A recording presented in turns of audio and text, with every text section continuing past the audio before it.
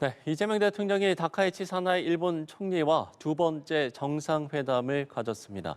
단독 회담에 이어서 확대 회담이 진행됐는데요. 청와대 취재기자 연결해서 자세한 내용 들어보죠. 장보경 기자. 네, 이재명 대통령과 다카이치 총리의 확대 정상회담이 조금 전 마무리됐습니다. 두 정상은 곧 공동 언론 발표에 나설 예정입니다. 이 대통령은 오늘 오전 간사이 국제공항에 도착했습니다. 특히 숙소에 도착한 이 대통령을 다카이치 총리가 직접 영접하며 극진히 환영했는데요. 당초 예정돼 있던 호텔 측 영접에서 총리 영접으로 격상된 것이라고 청와대는 설명했습니다. 양 정상의 두 번째 정상회담 장소는 다카이치 총리의 고향인 일본 나라현입니다. 지난 에이펙을 계기로 열린 정상회담 당시 이 대통령의 제안으로 회담 장소가 결정됐다는 후문입니다. 이 대통령은 모두 발언에서 우리가 한때 아픈 과거의 경험을 갖고 있긴 하지만 한일 국교 정상화가 된 지 환갑 60년이 지났다며 또 새로운 60년을 시작하게 됐다는 점에서 각별한 의미가 있는 회담이라고 강조했습니다. 또 전후 괄목할 만한 성장을 이뤄낸 한국과 일본은 서로의 크나큰 힘이 됐고 복잡한 국제질서 속에서 한일 협력 관계는 그 어느 때보다 어느 것보다 중요하다고 밝혔습니다.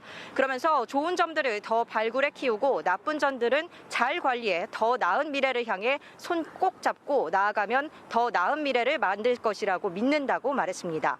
이 다카이치 총리는 올해 셔틀 외교 첫 기회에 이 대통령과 한국 대표단을 고향에 모실 수 있게 됐다며 환영했는데요. 이어 이 대통령과 소인수 회담에서 한일 관계 전략적 중요성에 대해 공통된 인식하에 심도 있는 논의를 가질 수 있었다고 밝혔습니다.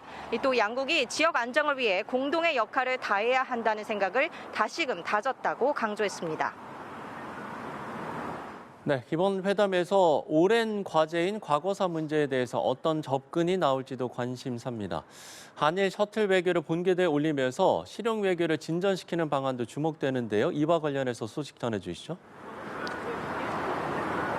네, 그렇습니다. 이 대통령은 국빈 방중 일정을 마치고 채 일주일이 안 된 이 시점에 일본을 다시 찾았습니다. 연초부터 동북아 외교 일정에 박차를 가하는 모습인데 최근 중일 갈등이 심화하고 있는 가운데 열리게 될 만큼 이번 방일은 실리를 모색하는 이 대통령 외교력이 다시 한번 주목받을 것이란 관측이 나옵니다.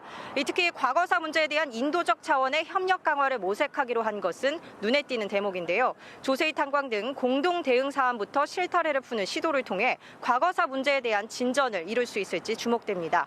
이 대통령은 회담에서 양국 관계에 어렵고 불편한 부분도 있지만 또 편하고 좋은 측면도 혼재하기 마련이라며 전후 한국과 일본은 괄목할 만한 성장과 발전을 이뤘는데 그 과정에서 한국은 일본에, 일본은 한국의 크나큰 힘이 됐다는 건 부인하지 못할 사실이라며 과거사 문제에 대한 실용적 입장을 견지했습니다. 또 한국의 환태평양 경제 동반자 협정 가입과 한미일 안보 협력 등 우리 국익이 걸린 현안에 집중할 것이라는 관측이 우세한데요.